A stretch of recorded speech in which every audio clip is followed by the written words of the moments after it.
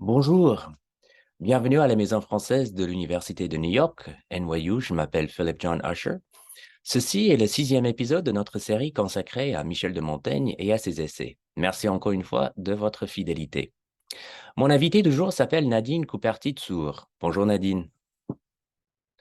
Nadine Couperti, qui a rédigé sa thèse sous la direction de Jean Séard à l'Université Paris-Nanterre, est actuellement professeure associée dans le département d'Histoire générale à l'Université de Tel Aviv en Israël, où elle a assuré également la direction du programme de culture française. Au fil des années, elle a aussi enseigné dans de nombreuses institutions, notamment en France, à l'Université de Caen et aux États-Unis. Elle a été visiting scholar à l'Université de Pennsylvanie, de Michigan et de Columbia, et j'en passe. Elle est membre du comité éditorial du Dictionnaire des mémoires d'Ancien Régime, dirigé par Marc Hersan à Paris 3 Sorbonne Nouvelle, et membre du laboratoire FIRL, Formes et idées de la Renaissance aux Lumières. Elle est aussi, ce semestre, et je m'en réjouis, visiting scholar chez nous à NYU. Alors, je n'ai pas besoin de le dire, mais je le dis quand même, Nadine Couperti est une grande spécialiste de la littérature de la Renaissance. Elle n'écrit pas que sur Montaigne, elle écrit aussi sur Montaigne. Elle est connue d'abord et surtout pour ses travaux sur le genre des mémoires, un genre des plus hybrides qui émerge à la Renaissance et dans lequel se côtoient sans cesse les discours personnels et historiques.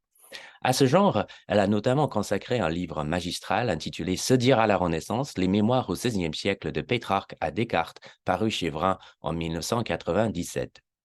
C'est un livre que je vous conseille vivement si vous ne l'avez pas encore lu, qui étudie des auteurs plus ou moins connus comme les frères du Bellay, mais aussi des auteurs moins lus de nos jours tels Gaspard de Sceaux, dit le maréchal de Tavannes, ou encore cet autre homme de guerre, Henri de Même.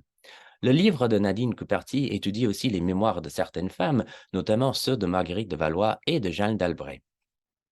Le genre des mémoires, nous explique Nadine Couperti dans son introduction, n'a pas toujours retenu l'attention des lecteurs. D'une part, sa teneur subjective embarrasse l'historien, d'autre part, son apparence d'écrit historique tend à l'exclure du champ littéraire. Et pourtant, les mémorialistes du XVIe siècle sont fascinants. On dit parfois qu'ils écrivent pour s'ériger en statue, mais bien plus que cela, ils cherchent à se représenter comme des êtres de chair et de cœur, et dont le dessein est de rendre compte de la douleur et des frustrations de toute carrière politique au public. D'où l'importance, et ceci est au cœur de l'étude de Nadine Couperti, de la question de la disgrâce. Je cite. L'instabilité du régime dans la deuxième moitié du XVIe siècle, liée à un nouveau rapport de la personne à l'histoire, ainsi qu'à un nouveau sens de l'honneur, encourage les hommes d'État à se donner une tribune exclusive où ils diront leur démêler avec le pouvoir. Au lieu de s'intéresser seulement au contenu historique des mémoires, Nadine Couperti souligne le fait que, dans ses textes, le message essentiel relève de la carrière de vie d'un individu qui, envers et contre tout, veut laisser de lui une certaine image. Alors, on peut se demander, dans ce contexte, ce qu'il en est des essais de Montaigne. Et justement, Nadine Couperti, dans le deuxième chapitre de son Se dire à la Renaissance, consacre de belles pages à l'essayiste. Comme on le sait, Montaigne choisit sa retraite. À l'opposé, et à quelques exceptions près, les mémorialistes, eux, la subissent. Autre différence, dans leur retraite, les mémorialistes continuent de s'intéresser surtout à leur image publique, sociale, extérieure. Montaigne, pour sa part, se propose de partager avec ses parents et amis aucun trait, quelques traits, de ses conditions et humeurs. Ce qui l'intéresse, c'est la personne intérieure, la dimension spirituelle. S'il revient par moments sur sa vie publique, notamment à la mairie de Bordeaux, c'est le plus souvent pour dire ses inconvénients, non pas pour redorer sa propre image. Comme le dit Nadine Couperti, les fonctions et les charges publiques qui occupent dans les mémoires une place prépondérante et valorisée ne sont mentionnées par Montaigne que comme chaîne le liant malgré lui au monde. Montaigne ne cesse de faire l'éloge de la retraite, du repli sur soi et du profit que l'individu peut en retirer. Il faut savoir être à soi, écrit Montaigne. Il se faut réserver une arrière-boutique toute nôtre, toute franche. Tel n'est pas justement le dessein des mémoires. Certes, tout comme le mémorialiste, l'essayiste établit le point de vue du sujet comme point de départ et observatoire particulier et privilégié. Et pourtant, tout est différent. Il est frappant d'ailleurs que, nous le dit Nadine Couperti, on ne trouve aucune allusion chez les mémorialistes à l'entreprise de Montaigne, exception faite de Pierre de l'Étoile. Alors, en plus de ce très beau livre, on doit à notre invité une édition des Mémoires de Charlotte Duplessis-Mornay paru chez Champion en 2010. C'est un ouvrage important pour différentes raisons, à commencer par le fait que Charlotte Duplessis-Mornay, née Arbalète de la Borde, est l'une des premières femmes à rédiger des mémoires. Il y a eu avant elle, bien sûr, Louise de Savoie et Jeanne d'Albret, Mais justement, Charlotte du Plessis-Mornay a la particularité de ne pas être une reine. C'est l'épouse, vous le savez, de l'homme d'État et théologien calviniste Philippe du Plessis-Mornay, qui, après avoir été proche d'Henri de Navarre, a connu la disgrâce après que le roi s'est converti au catholicisme. Mais ses mémoires sont aussi et surtout peut-être écrits par une mère pour son fils. Comme le souligne Nadine Cuperti dans son introduction, Charlotte du Plessis-Mornay ne cherche à influencer que son fils. Mon invitée est une autrice prolifique et je n'aurai pas le temps ici de vous parler de toutes ses publications, ni même d'esquisser tous les domaines auxquels elle a contribué. Mais je voudrais quand même, puisque nous sommes là pour parler de Montaigne, mentionner encore deux articles. Le premier de 2010 s'intitule De la paternité biologique à la paternité littéraire, étape d'une argumentation chez Montaigne. Il s'agit d'une lecture du chapitre 2.8 des essais, de l'affection des pères aux enfants, chapitre ou plutôt lettre-essai qui s'adresse à Louise de la Beraudière, veuve de Louis d'Estissac. Et c'est le chapitre des essais où Montaigne nous dit qu'il ne comprend pas l'engouement naturel qu'ont les adultes pour les nouveau-nés. Je cite Montaigne. Je ne puis recevoir cette passion de quoi on embrasse les enfants à peine encore nés, n'ayant ni mouvement en l'âme, ni forme reconnaissable au corps par où ils se puissent rendre aimables. Comme nous le dit Nadine Cuperti, Montaigne, dans ce chapitre, sape le lieu commun de l'amour paternel, considéré comme naturel et inné, en lui substituant l'argument d'un amour rationnel parce que fondé sur le mérite des enfants. Ce faisant, Montaigne, nous dit-elle, sonde la complexité de la relation parentale en s'appuyant sur des sources dont les diversités participent du pouvoir de conviction, une vision nouvelle. Il s'agit au fond d'une nouvelle définition de la paternité issue de l'esprit exclusif, mais aussi de son point de vue supérieur. Le second de 2011, paru dans Montaigne Studies, traite des traductions hébraïques des essais de Montaigne dont il y a à ce jour deux. L'une partielle de 1947, l'autre intégrale des années 2000 que nous devons à Aviva Barak. Et je ne vous en dirai pas plus puisque c'est sur cette question que Nadine Cuperti reviendra un peu plus loin dans cet épisode. Nadine Cuperti est mon invitée aujourd'hui et j'en suis ravi.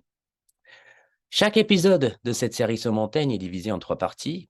Dans un premier temps, pour faire connaissance, mon invité répondra à mon petit questionnaire Montaigne, toujours les mêmes questions. Dans un deuxième temps, mon invité nous parlera de ses propres travaux sur Montaigne. Et enfin, un troisième temps sera consacré à une session de questions-réponses, c'est-à-dire que Nadine Cuperti répondra en direct à vos questions que vous pouvez entrer dès maintenant et tout au long de l'échange grâce à l'option Q&A qui est au bas de votre écran Zoom. Don't hesitate to write questions in English. I will be happy to translate. Alors, pour commencer ce sixième numéro, voici le questionnaire Montaigne et voici ma première question. Et avant de la poser, je vais juste cliquer là pour que Nadine puisse aussi prendre la parole. Et je vais changer cela. Alors, ma première question. Alors, quand et comment et dans quel contexte, pour quelles raisons avez-vous lu les essais de Montaigne pour la première fois, Nadine Cuperti? Alors, d'abord, merci Philippe, je vous dis le plaisir que j'ai à me trouver ici. Je vous remercie de cette invitation. Je voudrais saluer aussi tous les participants que je vois s'afficher au nombre de 25 et parmi eux, ceux qui me suivent avec ténacité de Tel Aviv en dépit de la situation. Alors, pour répondre à votre question, cher Philippe, je dois dire que je pense avoir lu Montaigne, sans doute au lycée en France où j'ai grandi. Mais mes souvenirs de cette époque sont très lointains, assez flous, et je crois que ma vraie rencontre avec Montaigne remonte à mes années de licence à l'université de Tel Aviv, et depuis, nous ne nous sommes plus quittés. C'était dans le cadre d'un cours sur l'autobiographie qui m'a amené à me passionner pour les questions d'écriture à la première personne, les conditions qui permettaient de dire le moi, comme ce que le moi avait à dire, mais aussi ce qu'il pouvait dire en fonction de l'époque et de ses codes culturels. La vraie rencontre avec Montaigne a donc été académique.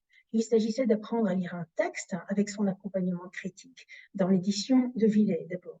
Et puis c'est avec Jean Féard, qui, comme vous l'avez rappelé, a été mon directeur de thèse, que j'ai beaucoup discuté de la différence entre l'écriture des essais et celle des mémoires, par exemple, l'une éclairant l'autre à la même époque. Des mémoires, on en compte plus de 150 pour la période de la Renaissance. Mais un livre comme les essais, un seul, c'est ce qu'on appelle un apax, un texte unique en son genre dans l'histoire de la littérature occidentale. Lire Montaigne m'a donc permis d'élargir l'éventail des formes que pouvait prendre le discours sur soi à la Renaissance, ainsi que son rapport à l'histoire. Car Montaigne aime les historiens, les biographes surtout, comme Plutarque, Suétone. Et il s'intéresse aussi aux mémorialistes de son époque, qu'il juge parfois sévèrement, comme les frères Martin et Guillaume du Bellay que vous évoquiez, pour leurs propos plus polémiques qu'historiques. En retour, il n'y a qu'un mémorialiste qui cite expressément Montaigne, et c'est Pierre de l'Étoile, parlementaire parisien au temps des guerres de religion et auteur des registres journaux. Il raconte qu'il a les essais sur sa table de chevet et que Montaigne est son vadémécum. En revanche, on ne comprend pas toujours bien ce que Pierre de l'Étoile veut dire lorsqu'il déclare que Montaigne lui sert de modèle d'écriture, parce qu'il semble que Pierre de l'Étoile décrive les affaires de son temps plus qu'il ne se décrive lui-même. Alors, dans ce cours sur l'autobiographie qui a marqué ma première rencontre avec Montaigne, j'ai aussi été amenée, bien sûr, à lire les Confessions de Rousseau, ce qui m'a permis de comprendre l'accent particulier que Montaigne mettait sur la représentation d'un moi intellectuel. Et je cite cette phrase dans l'avis au lecteur, « C'est moi que je peins, car c'est moi que je peins », annonce Montaigne. De fait, essai après essai, il trace un portrait intellectuel, celui d'un homme à l'automne de la Renaissance, possédant une immense culture, surtout latine, doté d'une solide expérience de terrain en tant que chargé des affaires spéciales au Parlement de Bordeaux, catholique modéré en pleine guerre de religion, alors que son frère Bertrand et sa propre mère s'étaient convertis au protestantisme. Les prétendues origines juives de Montaigne par sa mère, Antoine de Loupe ou Lopez, sont encore à démontrer et je n'irai pas plus loin de ce côté. Montaigne appartenait donc au parti des politiques, ce qui prône en fait une séparation de l'Église et de l'État et une gestion rationnelle du royaume.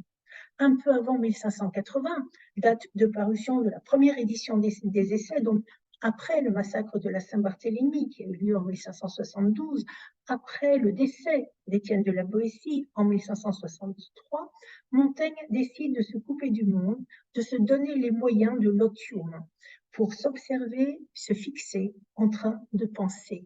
L'otium ou l'oisiveté, si on traduit un peu vite, définit la condition indispensable pour se consacrer à la tâche ardue que représente l'activité intellectuelle, que Montaigne valorise en disant qu'il sent sa fin approcher et qu'il n'y a pas de temps à perdre, qu'il faut aller à l'essentiel. L'essentiel, c'est d'écrire ses essais, c'est-à-dire laisser cette trace de lui qui permettra à ses amis de continuer à le hanter après sa mort. Ce livre crée un espace où, dès la première page, on retrouve Montaigne, on se frotte à sa pensée agile, comme disait André Tournant à propos de Rabelais.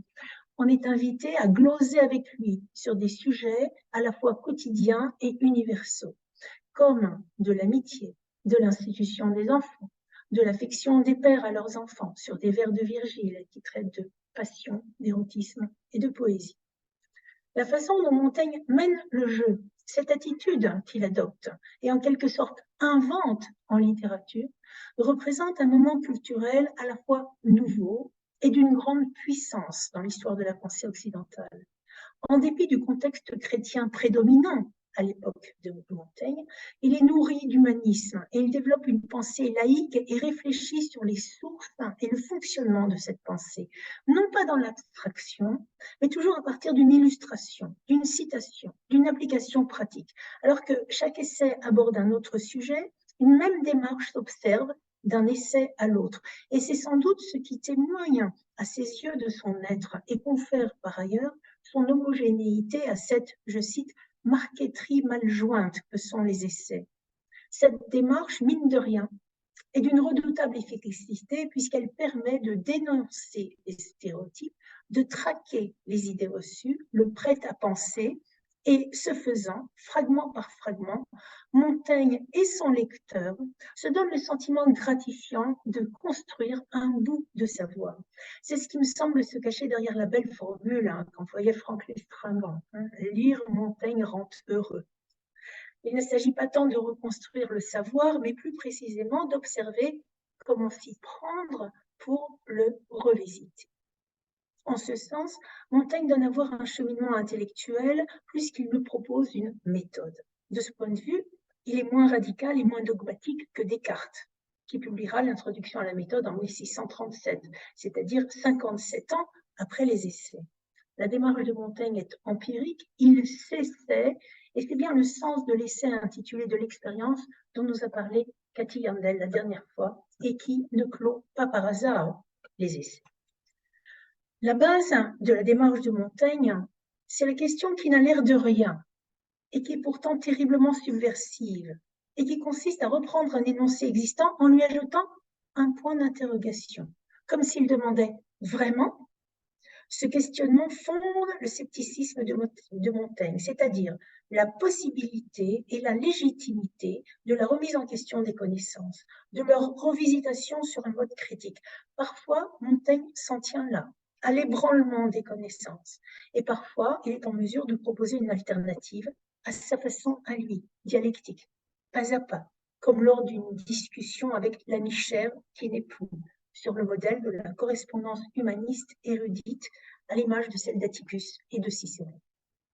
Et tout ceci à l'aide de la logique, du bon sens, mais aussi d'une immense érudition littéraire à laquelle s'ajoute son expérience acquise au Parlement de Bordeaux et lors des missions secrètes dont Henri III et Henri IV ont pu le charger. Montaigne est un homme de nouvelle noblesse, mais il n'est pas indifférent à l'éthos de la vieille noblesse d'armes, à l'éthos de la guerre. Il met peut-être à se l'accaparer un empressement suspect. Et s'il admire les cannibales, suite à sa lecture du journal du voyage de Jean de Léry, comme l'explique Franck Lestringant, et les décrit comme des nobles sauvages, c'est aussi parce que leurs attributs recoupent ceux de la noblesse d'épée, la noblesse combattante que Montaigne admire.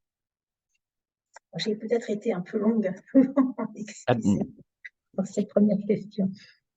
Alors, deuxième question. Quel est le chapitre des essais qui retient le plus souvent votre attention? Ou alors, et c'est peut-être la même question, peut-être une question différente, vous me direz, quel est votre chapitre préféré? Alors, cher Philippe, je vais me risquer à vous donner une réponse à la Montaigne. Cela dépend du temps, de l'humeur, mais aussi du dernier article que j'ai pu lire. Alors, je retiendrai pourtant de l'exercitation que Lawrence Kurtzman m'a fait découvrir lors d'une conférence magistrale qu'il a donnée à Tel Aviv, et puis suite, bien sûr, à la publication de son ouvrage, A Fabulous Imagination. Mais il y a aussi l'essai d'un enfant monstrueux. Et puis il y a celui des cannibales, que j'ai évoqué à la lumière des travaux de Franck Lestringant sur Jean de Léry, et aussi de l'oisiveté, que je relis avec plaisir en y découvrant à chaque fois des choses nouvelles. Ce qui me fascine dans l'essai intitulé De l'exercitation, c'est la façon dont Montaigne relate sa presque mort comme une expérience purement physiologique. Or, cette attitude représente, selon moi, un immense défi lancé au discours que tenait la religion sur la mort à cette époque et coupe court à ces manipulations. Le discours que tenait l'Église depuis des siècles sur la mort, relayé par la sculpture et la peinture, représente un discours omniprésent, servant à manipuler les croyants en agissant sur leur peur. Il suffit de lire Jean de Lumeau pour s'en convaincre. Montaigne, dans ce récit, se coupe de toute référence religieuse et dans une narration qui s'appuie uniquement sur la physiologie et sur ce que transmettent les sens, il démontre que la mort est une expérience presque agréable. Après l'accident, où un cheval fonce sur lui, le petit homme, sous le coup du choc et de sa chute brutale, se sent glisser, sans douleur, dans quelque chose qui est assimilable au sommeil. À partir de cette expérience singulière, sa narration de l'épisode, qui semble purement factuelle, remet en question tous les présupposés connus sur la mort et propose une autre façon de l'approcher, basée sur un témoignage vécu, si je puis dire, et raconté de telle façon qu'on ne peut que lui donner foi. Alors, une analyse plus poussée du chapitre montre que tous les éléments de l'Apocalypse y sont réécrits et réorganisés, mais sans aucune dimension religieuse. Le grand absent de cet essai, c'est le prêtre, bien sûr. Cet essai est pour moi emblématique de la démarche intellectuelle de Montaigne, en ce qu'il marque le moment où l'homme se libère d'un système de pensée et prend ses distances par rapport au discours religieux pour élaborer une approche laïque et sensuelle, c'est-à-dire basée sur l'essence, une approche sensuelle de la mort. Troisième question. Pourquoi, selon vous, devrions-nous lire Montaigne en 2023? Alors, lire Montaigne en 2023, J'ai envie de vous dire plus que jamais. D'abord parce que la pensée postmoderne y trouve beaucoup d'affinités, comme par exemple le refus des positions autoritaires et catégoriques, le questionnement de la doxa et la réflexion sur les moyens pour le faire. Montaigne encourage l'échange, le dialogue, la discussion, la remise en question. Il est tout à fait en phase avec ce que nous appelons aujourd'hui les forums de discussion, les ateliers de réflexion.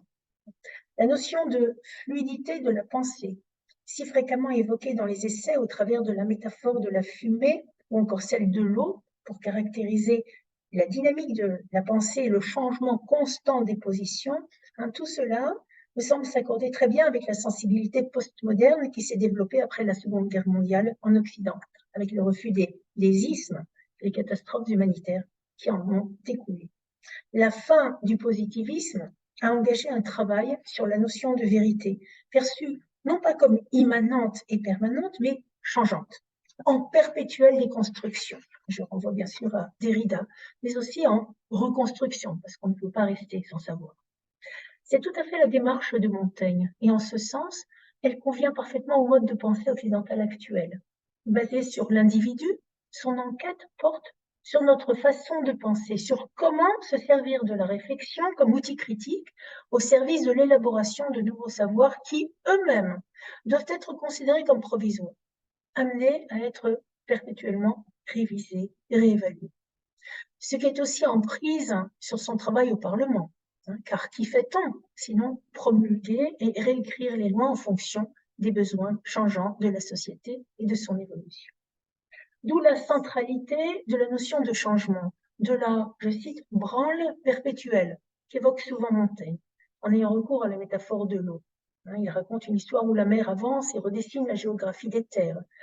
Il emploie aussi, je le dis, la métaphore de la fumée, en volute, insaisissable, comme les pensées, ces chimères qui lui viennent sous forme d'images, et qu'il veut ordonner et coucher sur sa page en les coulant dans le moule du langage qui, conventionnel, va nécessairement les écorcher et les trahir.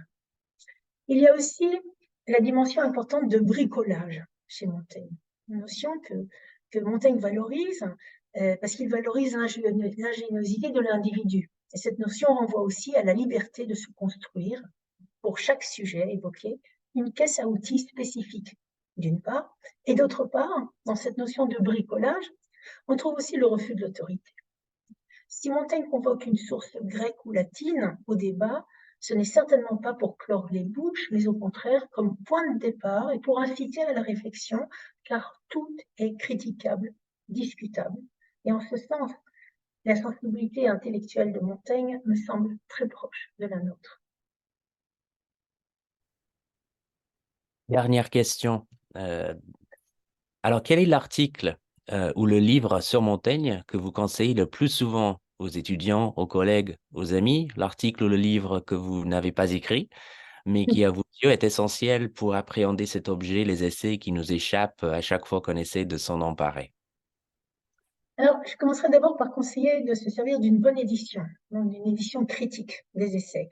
Personnellement, je me sers de l'édition de Jean Séard, parue dans le livre de poche. On célèbre maintenant celle de Bernard Combeau chez Lalo, que je n'ai pas lu. Je voudrais en particulier signaler le projet Mon Lot, qui s'appelle en entier Montaigne à l'œuvre, Montaigne at Work, effectué sous la direction de Marie-Luce de Bonnet-Launay et mené par le Centre de la Renaissance à Tours. À l'époque où il est en question de Digital Humanities, ce projet consiste à donner une version électronique des différentes éditions des essais.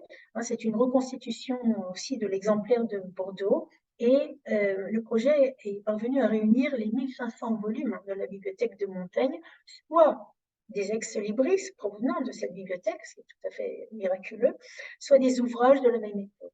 Ainsi, chaque fois que Montaigne fait allusion à un auteur ou à un autre texte, il y a un hyperlien qui permet de consulter le passage, soit dans l'édition que Montaigne avait sous les yeux, soit une édition en époque, et on peut feuilleter ce livre que Montaigne évoque de façon virtuelle, soit un peu en amont du passage évoqué, soit un peu en aval, ce qui parfois est très éclairant pour expliquer les associations d'idées auxquelles procède Montaigne.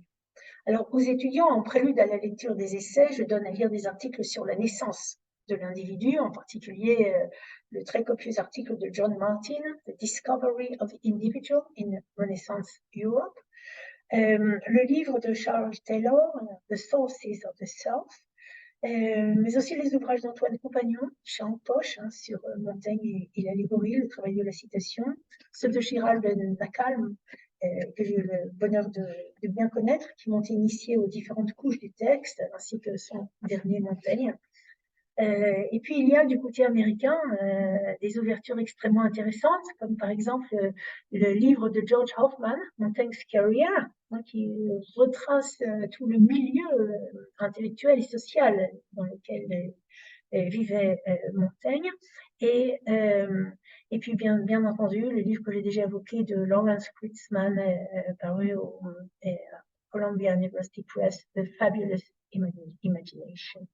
Et puis, bien sûr, la liste est presque interminable, et je ne voudrais léser personne. Les analyses croisées de Franck Estringant sur les cannibales de Montaigne et les carnets de Jean Deléry dans son très beau livre Le Huguenot et le Sauvage, publié chez Drault en 1990, qui a été pour moi une leçon admirable sur la capacité de Montaigne à dénoncer l'ethnocentrisme et à poser les bases de la relativité culturelle sans être jamais sorti des frontières de l'Europe et à déjà, alors qu'elle n'était qu'à ses débuts, faire le procès de la colonisation européenne. Alors, pour terminer cette liste, je ne peux pas ne pas évoquer aussi les très belles analyses de Jean Siard sur Montaigne dans La nature et les prodiges, l'insolite au XVIe siècle en France, paru chez Drault à Genève en 1977. Mais il y en a tant d'autres. Merci Nadine, merci pour d'avoir accepté de jouer le jeu de mon questionnaire et pour ces belles suggestions et de nous avoir parlé un peu de votre parcours, de vos découvertes de Montaigne. Alors, on arrive dans notre deuxième temps et aujourd'hui, les choses sont un tout petit peu différentes. On va commencer par un petit allongeail au sujet des traductions hébraïques des essais. Et puis ensuite, Nadine Cuperti va nous proposer un commentaire du chapitre 2.6 de l'exercitation dont elle nous a déjà dit que c'est son chapitre préféré. Et c'est le chapitre, bien sûr, où Montaigne nous décrit sa chute de cheval. Alors, il y a un petit problème. Oh non, tout va bien. Alors, n'hésitez pas à entrer vos questions grâce à l'option Q&A au bas de votre écran en français ou en English et nous y arriverons dans notre troisième temps. Alors, Nadine, je vous repasse le micro. Entendu. Alors, voilà, donc c'est toujours très difficile de parler de problèmes de traduction quand une partie du public ne connaît la langue souche, bien sûr, le français du XVIe siècle, mais ne connaît pas forcément la langue d'arrivée qui est l'hébreu. Donc, ça sera une présentation extrêmement rapide et s'il y a parmi nous, comme je le souhaite, des traducteurs émérites du français vers l'hébreu, alors je les invite à adresser toutes leurs questions. Alors, comme vous le disiez, Philippe, il existe à ce jour 2 traductions en hébreu moderne des essais de Montaigne publiés à 60 ans d'intervalle par la maison d'édition Schocken à Tel Aviv. La première traduction a été réalisée par Yeshurun Keshet, de son vrai nom Jacob Koplevich, et c'est une traduction très partielle qui remonte à 1947. La seconde, celle qui fait date et autorité, c'est celle d'Aviva Barak Roui. C'est une traduction intégrale dotée d'un appareil critique très fourni. Le premier livre des essais a été publié en 2007, le second en 2012 et le troisième en 2016. Donc depuis 2016, nous bénéficions d'une traduction intégrale et scientifique des essais de Montaigne. Ces traductions reflètent la curiosité constante des Israéliens pour la culture européenne, ainsi qu'en témoigne le nombre et la diversité des titres européens sur le marché du livre hébraïque. Cette récente traduction des essais est venue s'inscrire dans une floraison de traductions des titres les plus saillants de la littérature française de la Renaissance. En 1997, le regretté Aminadav Dickmann publiait une anthologie de poètes français de la Renaissance, Shirat Kochavim en hébreu, aux éditions Carmel à Jérusalem. En 2003, Ido Bassok a publié les 4 livres de Rabelais, aux éditions Dvir, et en 2005, il a également publié sa traduction de l'Heptaméron de Marguerite de Navarre aux éditions Carmel.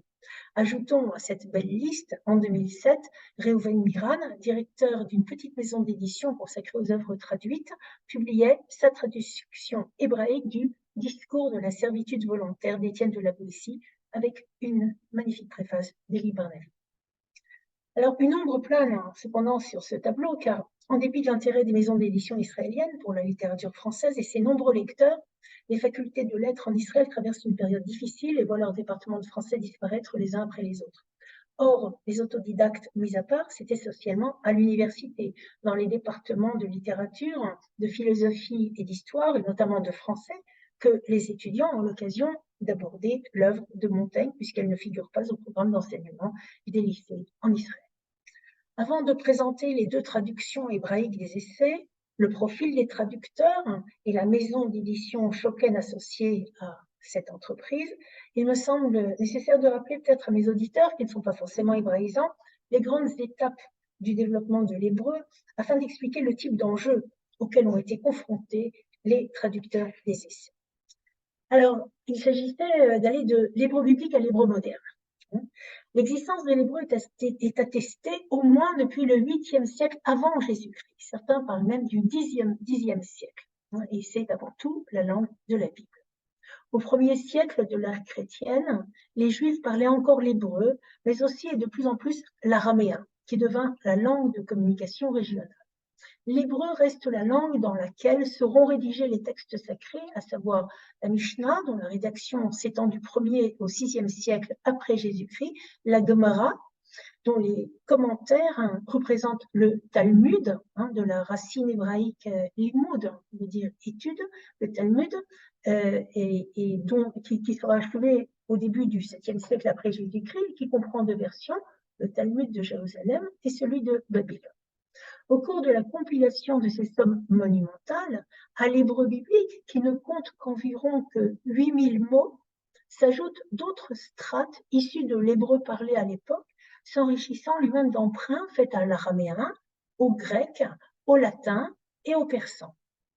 Avec la conquête de Jérusalem par Titus et la destruction du Second Temple au 1er siècle de l'ère chrétienne, les Juifs perdent leur identité territoriale pour devenir un peuple en diaspora et adoptent les langues des pays dans lesquels ils se trouvent. L'hébreu cesse alors d'être une langue parlée et devient une langue réservée à l'usage sacré dont les Juifs conserveront la connaissance et qu'ils transmettront notamment à leurs fils. Tout au long des 2000 ans de l'existence du peuple juif en diaspora, l'hébreu se pratique comme langue sacrée, réservée à la lecture de la Bible et à la liturgie, mais aussi à la correspondance entre les communautés dispersées de par le monde, ainsi qu'en témoigne l'immense littérature des questions et réponses, Shelot ou Tshuvot, que les Juifs adressent aux érudits pour savoir comment adapter la Torah, comment adapter le judaïsme aux besoins de leur époque, et ce, durant plus de 1500 ans. Pendant cette période, une strate très diversifiée, appelée langue rabbinique, vient enrichir l'hébreu biblique et mishnaïque. À l'instar du latin, servant de langue commune aux érudits européens jusqu'au XIXe siècle, l'hébreu était la langue commune à tous les juifs en diaspora. La sacralité de l'hébreu interdisant d'en faire une langue de communication quotidienne, les juifs s'exprimaient dans les langues locales ou bien dans leur dialecte, en y intégrant une quantité variable de mots hébraïques. C'est ainsi que se développent les langues juives, le yiddish, par exemple, qui est parlé et écrit dans toute l'Europe centrale et l'Europe de l'Est, et qui repose sur un mélange d'ancien allemand et d'hébreu, écrit dans l'alphabet hébraïque, le ladino, dialecte d'origine espagnole, parlé par les Juifs d'Espagne et du Portugal, et après 1792, donc l'expulsion des Juifs de la péninsule ibérique, le ladino sera parlé par les communautés exilées, notamment en Hollande, en Afrique du Nord et en Turquie. Puis, il y a aussi le judéo-arabe qui sera parlé en terre d'islam.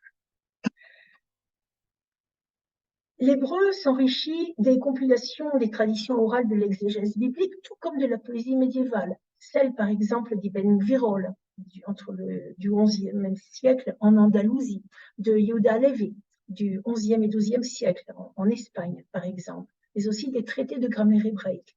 Donc, loin d'être figé, l'hébreu n'évolue cependant pas à la façon des autres langues vernaculaires. C'est une langue littéraire, essentiellement pratiquée à l'écrit, et l'orthodoxie juive en assure une transmission scrupuleuse au cours des siècles, ce qui explique que tout lycéen en Israël, dont l'hébreu moderne est la langue maternelle, comprendra sans trop de peine une page de Bible, alors que, par comparaison, un grec parlant le grec moderne ne comprendra pas le grec ancien, bien que l'alphabet soit le même. À partir du XVIIIe siècle, sous l'impulsion de la Haskalah, considérée comme l'équivalent hébraïque des Lumières européennes, les érudits, qu'on appelle les maskilim, dont par exemple Moïse Mendelssohn, pratiquent l'hébreu mais en l'appliquant résolument à d'autres domaines que celui de la Bible et de son exégèse. Ce mouvement qui débute en Europe centrale gagne rapidement l'Europe de l'Est et se généralise à l'ensemble de la diaspora juive aspirant à l'émancipation. Il se dote d'une presse juive utilisant l'hébreu pour traiter des sujets laïques. Dès le XIXe siècle, une élite juive érudite travaille à faire de l'hébreu une langue de culture, transmettant les idées des Lumières européennes. Ce mouvement donne naissance à une importante entreprise de traduction des œuvres les plus célèbres de la littérature européenne et dit bien la curiosité d'une élite juive qui, le plus souvent, exclue des universités et des salons européens, désirait néanmoins s'inscrire dans les courants de l'émancipation. À cette aspiration culturelle s'ajoutera, dans le courant du XIXe siècle, une aspiration nationaliste qui prendra son essor avec le mouvement sioniste. Un pas décisif a été franchi lorsque Eliezer Ben Yehuda déclara vouloir faire de l'hébreu une langue de communication ordinaire. Eliezer Ben Yehuda, né en 1858 et décédé en 1922, est à l'hébreu ce que Joachim du Bellay a été au français, mais en sens inverse. Je m'explique. Tous deux ont été promoteurs de leur langue comme langue nationale. Mais si pour du Bellay il s'agissait de donner à un dialecte le statut de langue noble, pour l'hébreu, c'était tout le contraire. Il fallait adapter une langue sacrée aux besoins d'une langue vernaculaire. À la fin du XIXe siècle, Ben Yehuda s'installe à Jérusalem, s'attelle à la rédaction d'un dictionnaire d'hébreu moderne et fonde en 1889 le Comité pour la langue hébraïque qui deviendra en 1953 l'Académie de la langue hébraïque. Il créa des écoles de puéricultrices pour organiser l'apprentissage de l'hébreu moderne dès l'école maternelle. Suite à la déclaration Balfour de 1917 et à l'essor du foyer juif en Palestine, l'hébreu devint la langue dominante, langue à la fois parlée et écrite. En vertu de cette histoire particulière, l'hébreu est donc la seule langue parlée dans l'Antiquité à connaître une nouvelle vie. Et à notre époque, le traducteur, puisque c'est bien de lui qu'il s'agit, le traducteur se trouve devant un outil particulièrement complexe à manier, puisque les mots hébraïques conservent le sens des multiples strates dont ils proviennent et qui renvoient à des contextes culturels, idéologiques et historiques bien différents de celui des essais. De plus, Montaigne développe un style dialogique et son écriture est marquée par l'oralité, alors que l'hébreu à la même époque était, on l'a vu, une langue sacrée, essentiellement écrite. Pour résoudre ces problèmes, il fallait adopter des principes clairs et rigoureux de traduction. Les traducteurs de Montaigne vers l'hébreu ont donné la priorité à la restitution de la pensée plutôt que de chercher, par exemple, à rendre les archaïsmes de sa langue. Alors, j'en viens à mon deuxième point, qui sera très bref pour expliquer un peu qui est la maison d'édition qui a relevé ce défi de publier les essais de Montaigne. Alors, les deux traductions hébraïques des essais recensés à ce jour ont été publiées par la prestigieuse maison d'édition Schocken à Tel Aviv.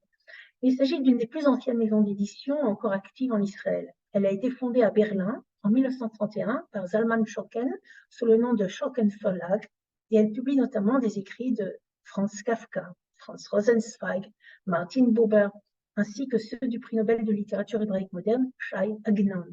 Fermée par les Allemands en 1939, la maison s'installa en Palestine et prit le nom de Schocken Publishing House, puis ouvrit également une succursale en 1945 à New York.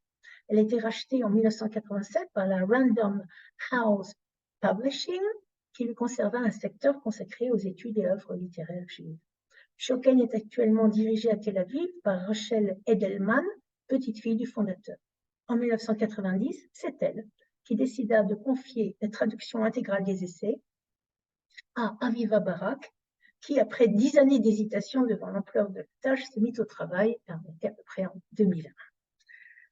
Alors, avant d'en passer à la traduction d'Aviva Barak, je voudrais dire quelques mots sur celle de la première traduction des essais. Comment est née la première traduction des essais, celle de Yeshurun Keshet. Alors, c'est Martin Buber qui en a décidé. Il a été sollicité par l'Institut Bialik, qui chapeautait les entreprises littéraires du foyer juif en Palestine sous mandat britannique, et Martin Buber, dès 1942, a établi une liste des œuvres dont la traduction était considérée comme indispensable. Dans sa liste, Buber inclut Platon, Thucydide, Tacite, Montaigne, Léonard de Vinci, etc. Donc Montaigne était en bonne compagnie. La première traduction hébraïque des essais a été publiée en 1947. Elle compte 300 pages et n'est pas une traduction intégrale, mais un choix d'essais empruntés à chacun des 3 livres. Le traducteur a accompagné sa traduction d'une introduction d'une trentaine de pages et d'une courte postface dans laquelle il déplore ne représenter qu'un échantillon limité des essais. Bien que chaque essai semble autonome, il redoutait que sa sélection ne sape l'architecture du projet d'ensemble. Yeshurun Keshet n'a pas seulement opéré un choix de chapitres, mais il a aussi fait des coupes à l'intérieur même des chapitres. Alors, sa traduction se base sur l'édition d'Albert Thibaudet de 1933 pour la NRF, la collection Pléiade.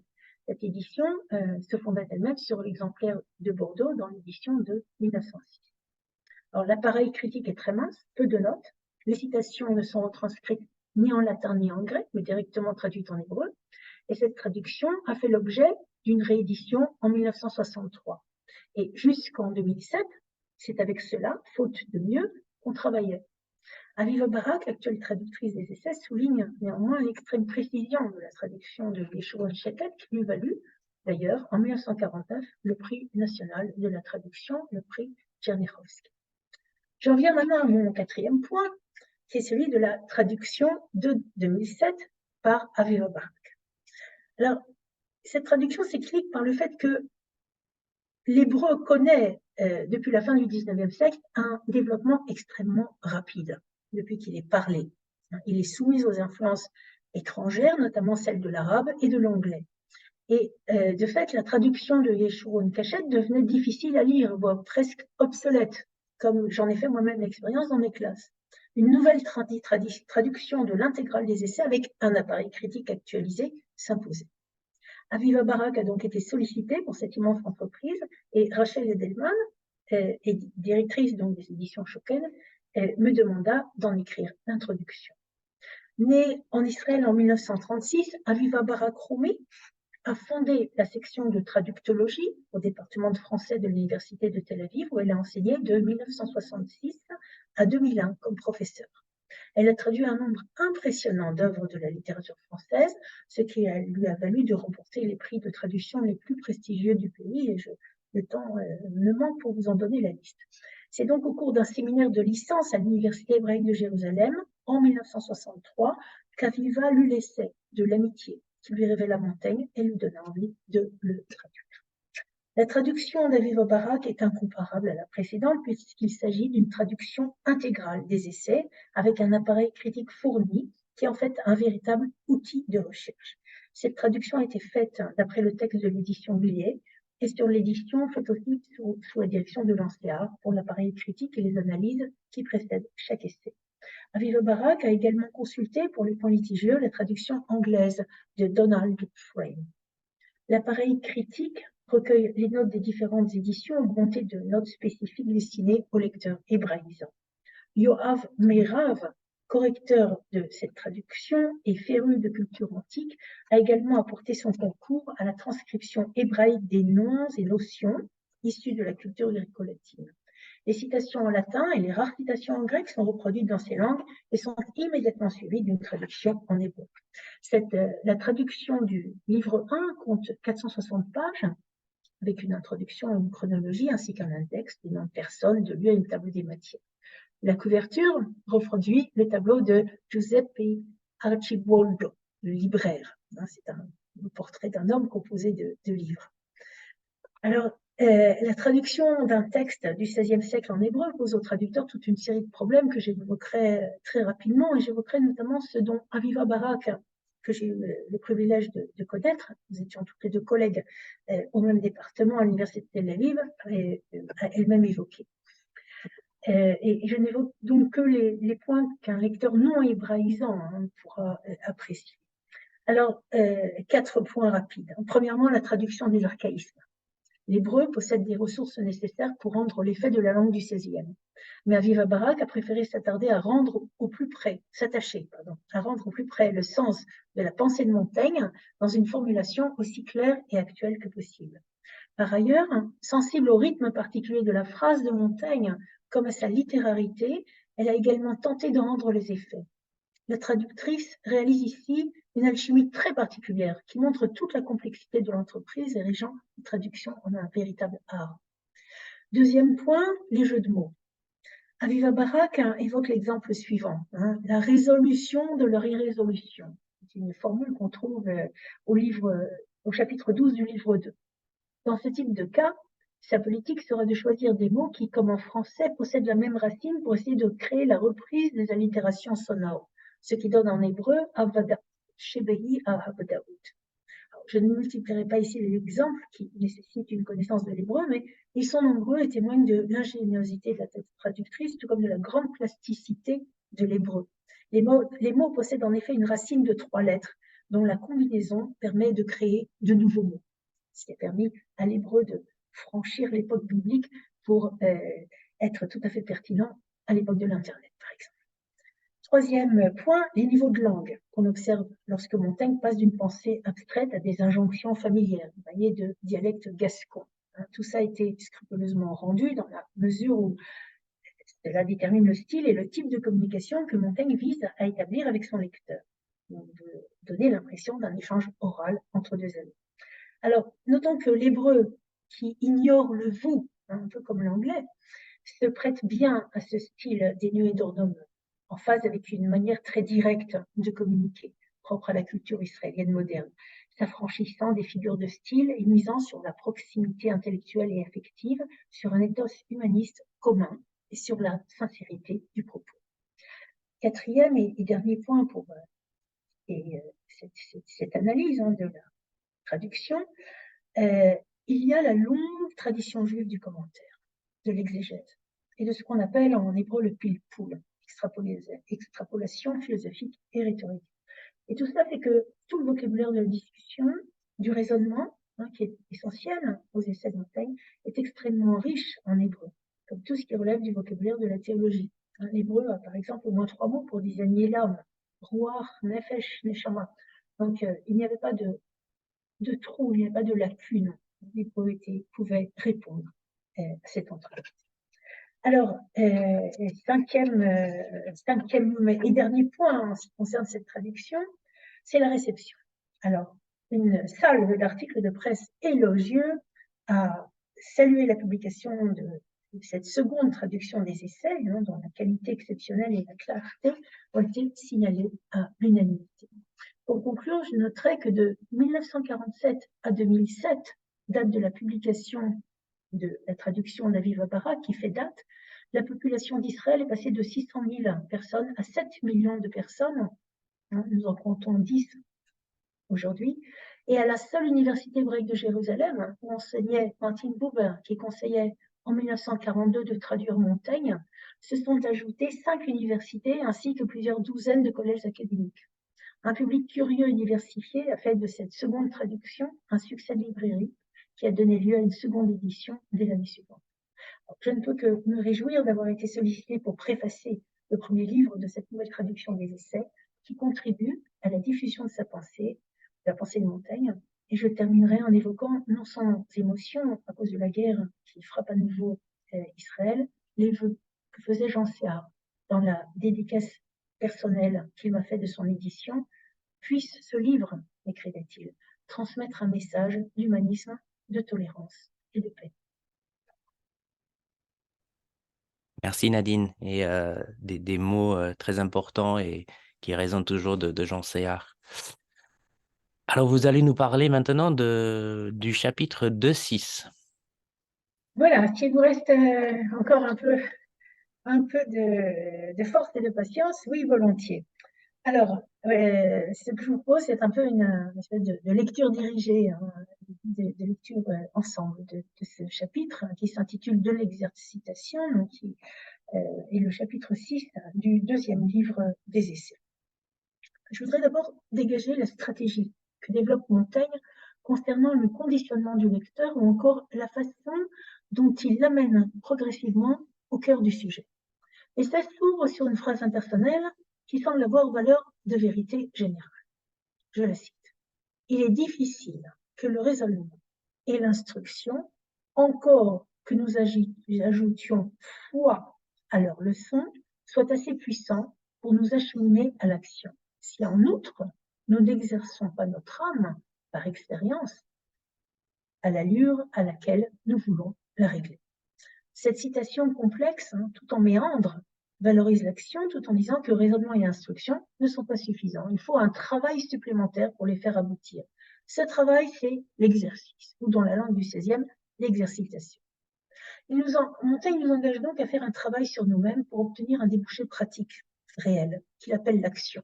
On reviendra un peu plus tard sur ce terme et sur les sens que Montaigne lui donne dans cet essai. Pour comprendre les difficultés, dit Montaigne, il faut les éprouver comme de l'intérieur. Et il donne une série d'exemples avant d'en arriver à son sujet. On peut s'exercer à la pauvreté, on peut s'exercer au travail, on peut s'exercer à l'austérité, à la privation des sens et des membres. Et Montaigne évoque des philosophes qui se sont amputés, ou qui se sont castrés, ou qui se sont aveuglés, pour faire l'expérience de comment vivre mutilé.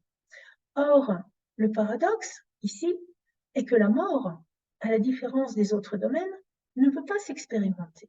Et ce, en dépit du fait que le but de la philosophie était de nous apprendre à mourir. Alors, comment s'entraîner à cette ultime épreuve, demande Montaigne? Comment se préparer à la mort? Comment neutraliser la peur qu'elle nous inspire afin de reprendre le contrôle de nous-mêmes, c'est-à-dire conserver notre dignité, qui est chère aux humanistes? La philosophie antique abordait la question à partir de deux grandes écoles dont je rappellerai de façon très schématique les positions. L'école des stoïciens, considérant la mort comme une souffrance, préconise d'apprendre à s'endurcir pour qu'à l'approche de la mort, nous puissions la subir sans en souffrir.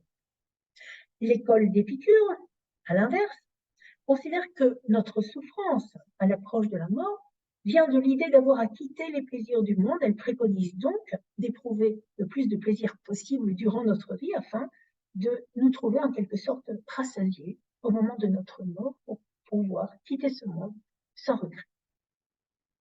Montaigne considère que mourir est la plus grande action que nous ayons à faire.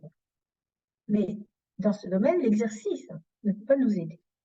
Montaigne évoque les philosophes de l'Antiquité qui se sont essayés à, je cite, goûter et à savourer la mort. Or, cette proposition est étonnante. Elle lie la mort au plaisir, notamment au plaisir des sens. C'est bien le sens du mot savourer.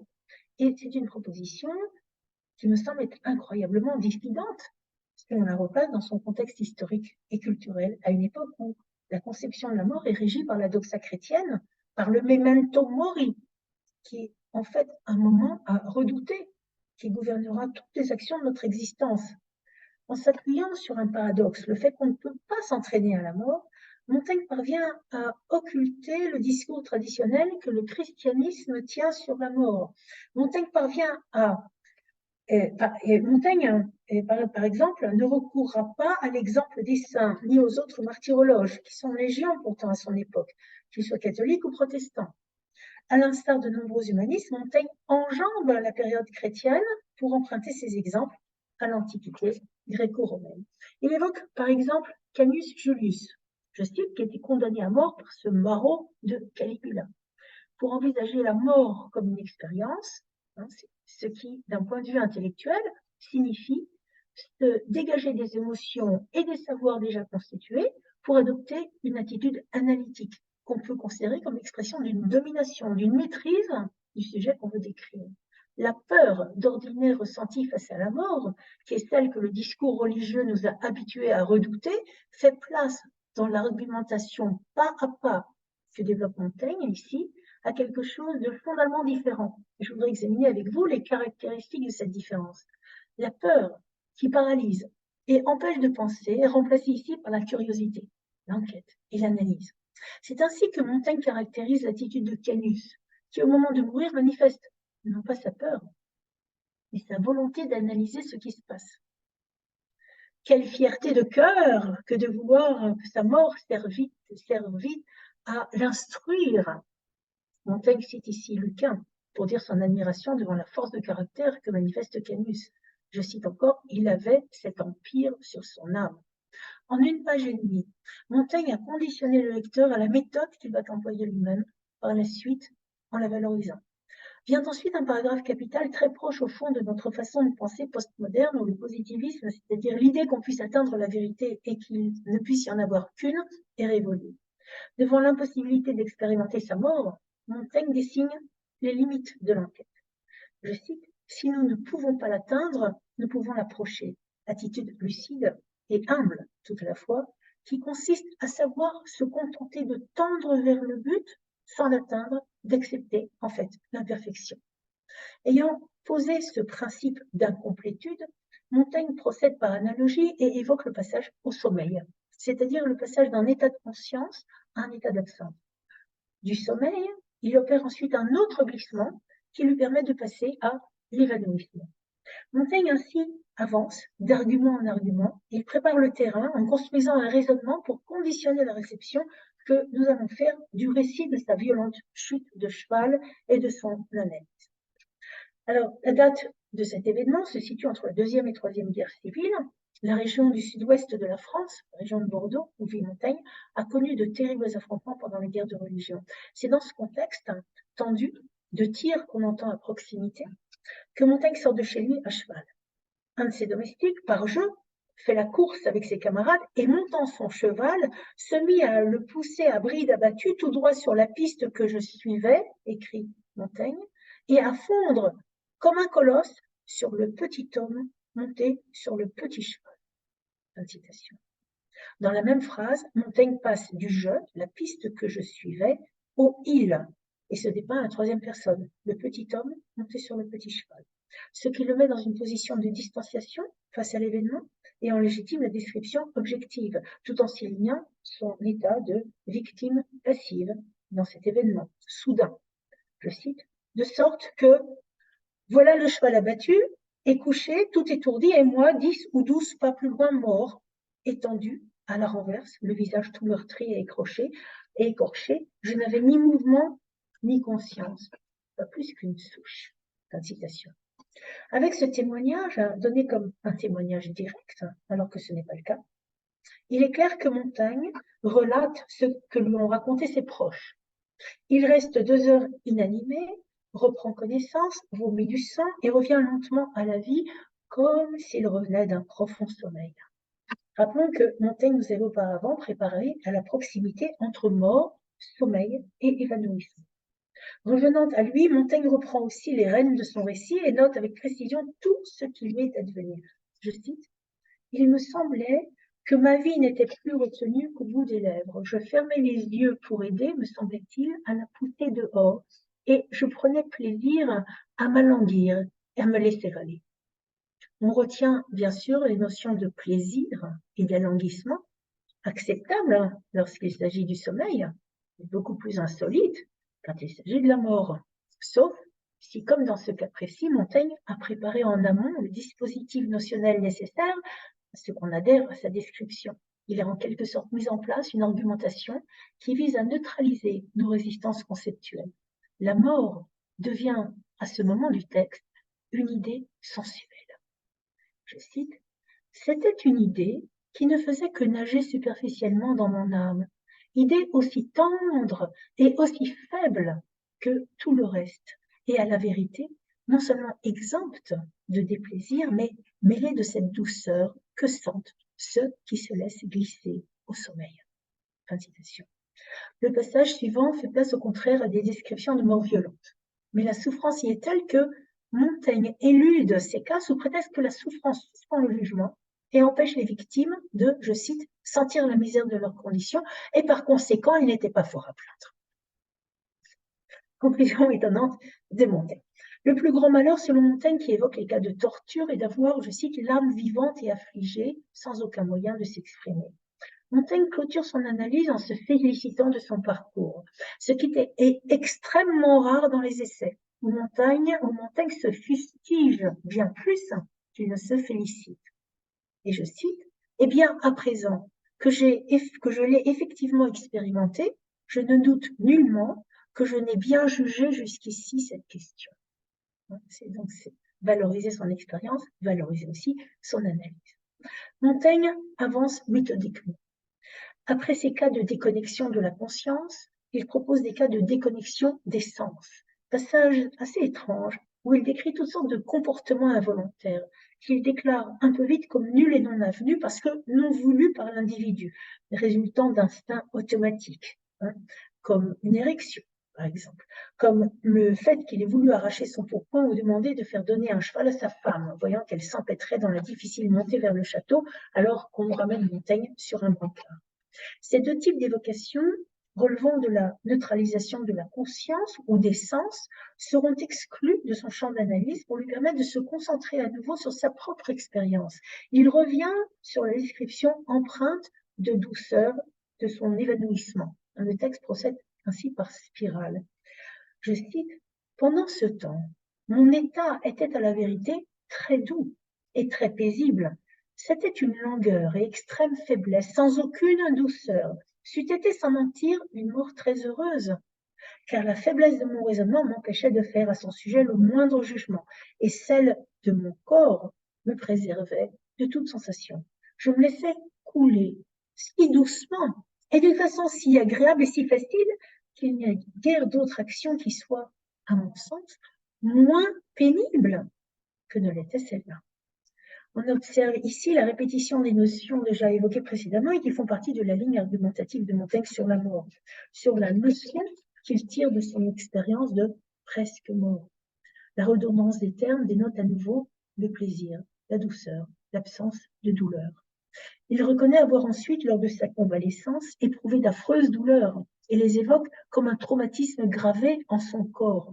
Ce passage semble fonctionner comme ferait le témoin nécessaire à l'expérience scientifique, en prouvant ici la différence entre ce qu'il a éprouvé au moment de son évanouissement et les douleurs survenues par la suite quand il revient à la vie. Sa conclusion de cette expérience rejoint celle des anciens, de Pline notamment, et bien sûr pas celle des chrétiens. Elle porte sur la nécessité de savoir s'épier de près. Je cite, « Chacun est pour soi-même un très bon sujet d'étude, pourvu qu'il ait la capacité de s'épier de près. » En fait, Montaigne préconise ici l'auto-analyse avant l'heure.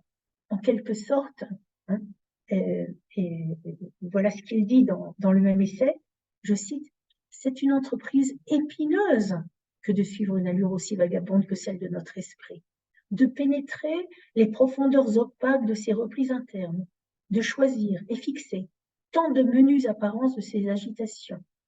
Il n'y a pas de description égale en difficulté, ni certes en utilité à la description de soi-même. » La conclusion de cet essai, qui sera aussi la conclusion de mon intervention aujourd'hui, se constitue en définition et en défense de l'entreprise des essais. Défense qui passe par la dénonciation de la vacuité et du non-fondé des interdits qui pèsent sur l'étude de soi et sur le discours de soi. Dénonciation aussi, et c'est là la seule allusion à la religion dans cet essai, de ce que la confession, qu'elle soit catholique ou protestante, ne s'intéresse qu'aux fautes de l'individu et en donne ainsi une image tronquée. C'est un modèle insatisfaisant, incomplet et biaisé pour Montaigne qui veut décrire l'individu dans sa totalité, dans ses succès comme dans ses échecs, sans les juger, uniquement pour le connaître. Sanko Rousseau le rejoint lorsque dans La vie au lecteur des confessions, il dénie au lecteur la capacité de le juger. Alors, on ne s'étonnera pas de ce que Socrate soit invoqué dans les lignes de clôture qui me serviront aussi de conclusion. Je cite, « Parce que Socrate avait seul mordu sérieusement au précepte de son Dieu qui commandait aux hommes de se connaître et que par cette étude, il était arrivé à se mépriser. Il fut jugé seul digne du surnom de sage.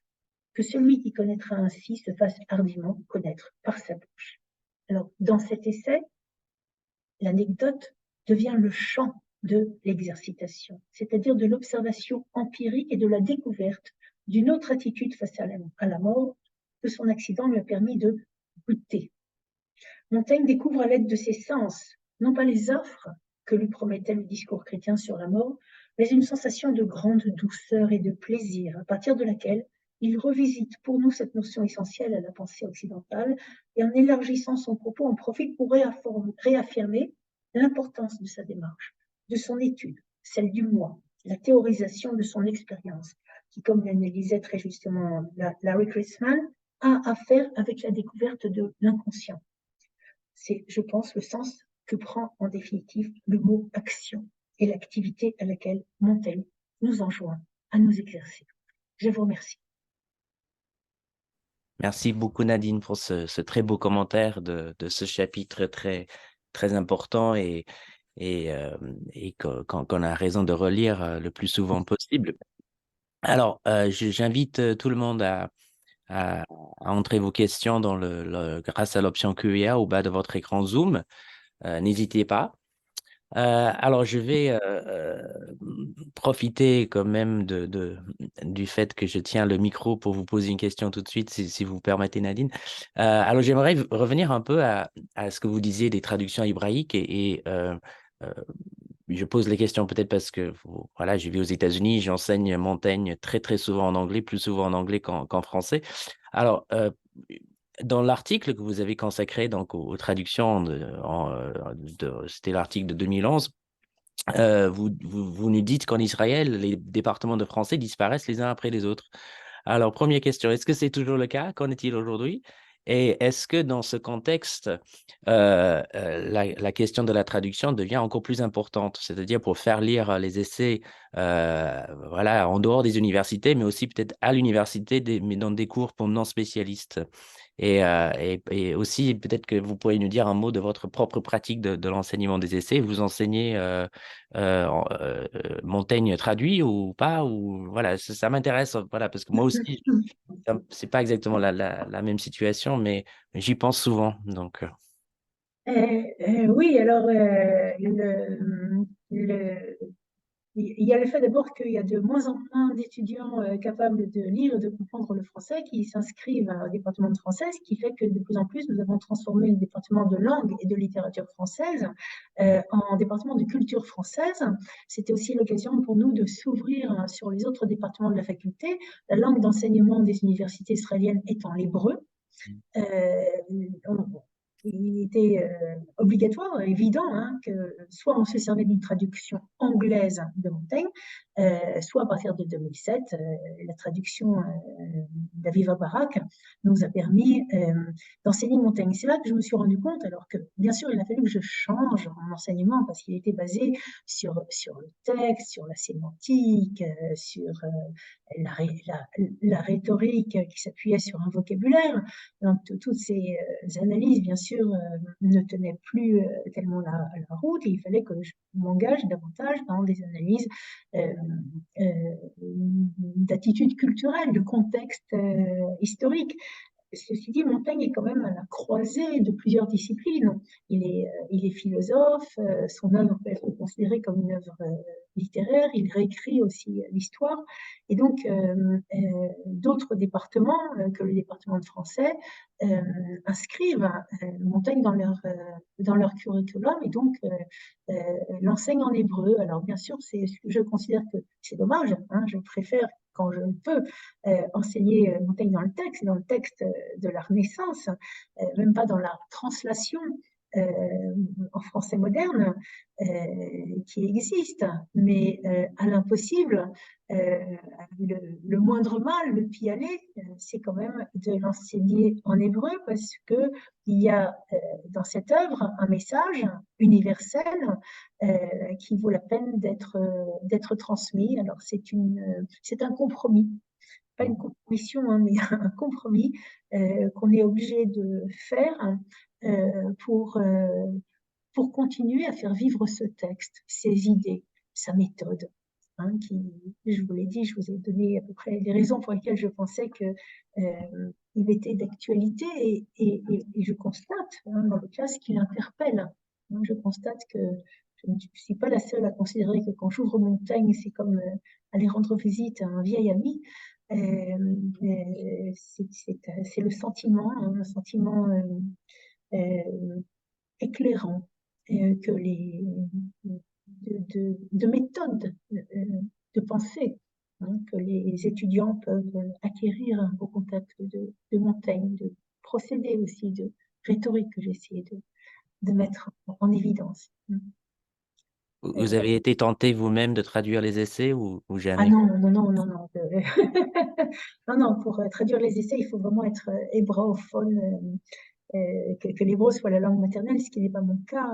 J'ai appris très tôt à lire l'hébreu, mais je ne l'ai pratiqué comme langue de culture et d'enseignement qu'à partir de l'âge de 20 ans. Et donc, ça ne me qualifiait pas. Je n'ai pas non plus travaillé en traduction, ça ne me qualifie pas du tout pour traduire vers l'hébreu. En revanche, je suis beaucoup plus qualifiée pour traduire de l'hébreu vers le français, qui est ma langue maternelle, qui est ma langue de référence. Merci.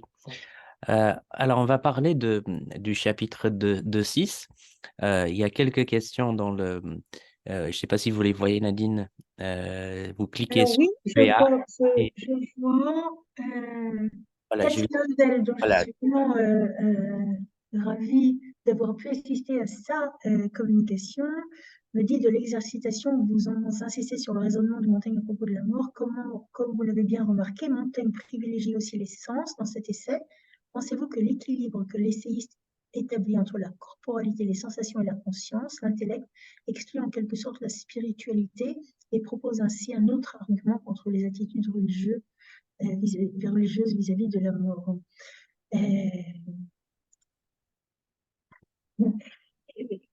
intéressant, hein. Et alors, bien sûr, on est un peu frappé ici par une démarche matérialiste, hein. Il me semble que cette démarche matérialiste, justement, elle va donner naissance à une nouvelle spiritualité. Cette spiritualité qui s'appuie sur le sensuel, hein. Et cette démarche ne peut être que spirituelle puisque la clôture des essais, qui est un peu surprenante, va déboucher sur la défense de l'auto-analyse. Hein. Or, qu'y a-t-il de plus spirituel ou de plus utile, de plus important pour l'individu, hein, que se connaît-toi soi-même. Donc, je pense qu'il échappe à une spiritualité, notamment la spiritualité chrétienne, pour en définir une autre, hein, à partir d'autres catégories. Une catégorie qui est beaucoup plus en prise sur l'individu, hein, qui se base, qui part de l'individu. Ça ne veut pas dire qu'elle n'est pas spirituelle à son tour. Voilà, merci pour cette très très belle question. Alors, Alors, on va passer à la question de John O'Brien. Dans le récit de son accident, Montaigne use du mot colosse, mot rare dans les essais. Deux occurrences, si je ne me trompe. Pouvez-vous commenter ce choix de mots? C'est vrai, l'image est frappante, hein, oui, de ce moment-là. alors d'abord, je salue John O'Brien, dont j'ai lu il n'y a pas si longtemps un excellent article qu'il a écrit sur les mémoires. Alors, c'est vrai, il a raison, hein, ce mot de colosse, hein, mais vraiment, Montaigne choisit bien ses mots, donc ce n'est pas par hasard que ce mot apparaît. Il apparaît aussi, comme toujours chez Montaigne, dans un couple, hein, c'est le colosse face au petit homme.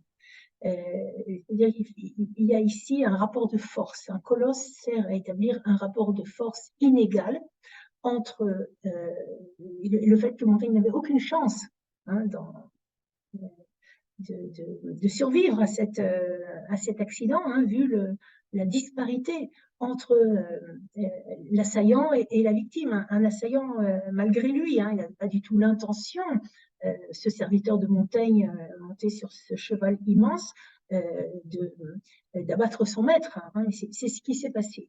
Et Montaigne, on le cache à Montaigne, Montaigne le découvre ensuite. Alors, je pense que Colosse doit être analysé en parallèle avec Petit cheval, petit homme, hein, ça fait résonner l'un et l'autre, non pas pour attirer la compassion sur Montaigne, mais pour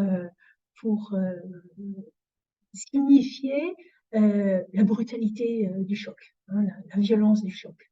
Le fait que ça a complètement anéanti Montaigne. Mais c'est aussi quelque chose de très attachant, hein, de se présenter de façon un peu sur le mode de l'autodérision, petit homme, petit cheval, alors qu'il est le maître et celui qui monte le cheval colossal, c'est un de ses serviteurs. Alors, si ça en dit long sur Montaigne lui-même. Merci Nadine. Il y a une question de Tom Conley. Merci infiniment de cette intervention passionnante et percutante. Comment faudrait-il lire la fin de 2-6 dans l'exemplaire de Bordeaux en tant qu'allongeaille? Ah, Il nous faudrait le texte devant les yeux, peut-être. oui, alors, c'est toujours un Montaigne. Mais je crois que c'est justement ce passage, si je me trompe, et là je parle sous le contrôle de Tom Conley, bien sûr, donc j'avais aussi beaucoup aimé l'intervention dans votre série, Philippe. Eh bien, c'est tout ce qui traite à cette défense, hein, si je ne me trompe, de l'écriture des essais, de cette introspection, de la légitimité de l'introspection et du fait que on ne, on ne peut pas tomber dans le péché d'orgueil quand on s'épie de près, hein, comme le recommande Montaigne. Ceux qui diraient trop de bien d'eux, ce serait sottise, ceux qui en diraient pas assez, à peu près la même chose. Et donc, il y a ici, encore une fois, je pense que cet allongeaille, c'est la théorisation de la méthode de Montaigne et aussi sa défense. Sa défense parce que c'est précisément ce que la religion interdit de faire. Hein, l'hybris, le péché d'orgueil. La religion a un mode très particulier qui a encouragé la pratique du regard sur soi, c'est le mode de la confession. Et là, Montaigne en fait une critique serrée. Hein, la confession, dit Montaigne, c'est vrai, c'est une façon de se représenter, de se regarder, mais c'est une façon partielle. On ne regarde que les fautes. Or, dit Montaigne, je veux décrire le tout, hein, c'est-à-dire le squelette, hein, l'homme total avec ses échecs et ses succès. Or, à cette enquête, la confession ne peut répondre. Donc, je pense que cet allongeaille, si c'est bien ce que Tom Conley voulait dire, je le lirais comme une théorisation de ce que Montaigne vient de faire comme application pratique, hein, mise en pratique d'une démarche à propos de cette anecdote de la mort, et puis une espèce d'amplification, de généralisation, de théorisation de ce méthode. Merci Nadine. Je me permets de partager mon écran juste pour montrer cet allongeaille qui est vraiment matériellement fascinant quand on voit la petite écriture là dans les marges juste à la fin du chapitre. Donc c'est vrai que c'est vraiment un allongeaille très intéressant tout à la fin sur lequel on pourrait revenir. Euh, il y a... J'aurais juste à ajouter, puisqu'on a parlé des traductions hébraïques, que cet allongeaille, justement, d'un point de vue typographique, il y ressemble à une page de Gemara, hein, où on a le texte et tout autour les commentaires hein, qui sont ajoutés au texte. Voilà.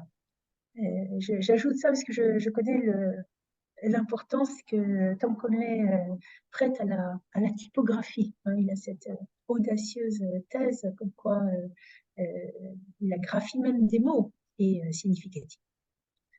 Tout à fait.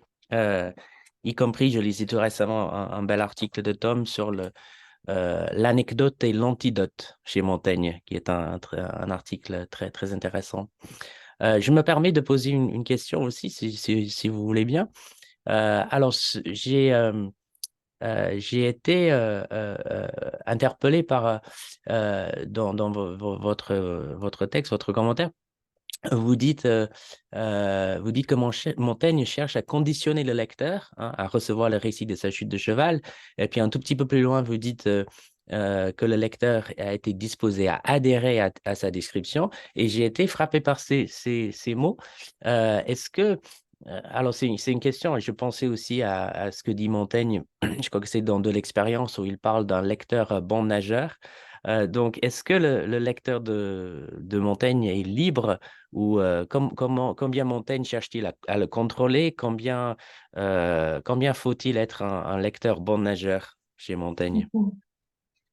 Euh, oui, moi je retiendrai plutôt la métaphore de la marche, hein, d'être un bon marcheur à ses côtés. Alors, c'est en fait la mise en scène, hein, d'une maïeutique, Mm, hein. Il ne s'agit pas d'imposer des conclusions catégoriques, mais d'y amener le lecteur, hein. Donc, il est essentiel de suivre Montaigne de très près, hein, dans ses raisonnements, pour arriver là où il veut nous emmener, parce que ce texte est quand même très construit, on le voit au fur et à mesure des éditions, hein. Montaigne soigne son texte, pèse chaque mot, amplifie là où il faut amplifier, et donc c'est un livre qui a grossi de l'intérieur, hein, d'un livre devenu trois, euh, justement parce qu'il y a au fur et à mesure un souci pédagogique, hein, d'être compris. Il y a une recherche particulière des métaphores, des images, justement pour être communicatif. Euh, et c'est aussi ce sentiment gratifiant, hein, qu'on éprouve à la lecture des essais, ce sentiment d'avoir parcouru un cheminement intellectuel ensemble, hein. mm, C'est le propre de la maïeutique, d'être amené euh, par le philosophe, hein, euh, sans violence, mm, de se ranger à chaque fois, de comprendre les étapes d'une argumentation pour ensuite en épouser les conclusions, mais en épouser ou en discuter les conclusions, hein. Je crois que il y a quand même une extrême liberté qui est donnée au texte, mais Montaigne demande, Montaigne est un auteur exigeant, mm, mm, de son auteur, de son lecteur, une attention soutenue. mhm. Tout à fait. Euh, alors, le temps passe euh, et je crains qu'il soit temps de nous quitter. Alors, merci Nadine Couperti, hein, d'avoir été notre invitée aujourd'hui. Je vous remercie beaucoup d'avoir accepté mon invitation. Alors, le prochain épisode de notre série sur Montaigne aura lieu dans quelques semaines, le lundi 27 novembre à 13h, heure de New York, à 19h, heure de Paris.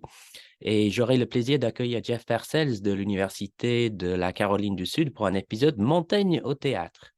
Avant de clore cet épisode, je signale que les détails sur les épisodes à venir et les enregistrements des épisodes antérieurs ainsi que des suppléments bibliographiques sont disponibles sur le site montaigne.us. Merci à la Maison française de l'Université de New York, à son directeur François Nudelman et à Courtney Rutherford pour leur soutien essentiel. Je remercie aussi le département de littérature, de pensée et de culture française de NYU et sa directrice Emily Apter, ainsi que le Centre d'études médiévales et renaissantes Marc de NYU et sa directrice Martha Rust. Et surtout, merci à vous, Nadine Couperti, et merci à vous qui nous regardez. À très bientôt.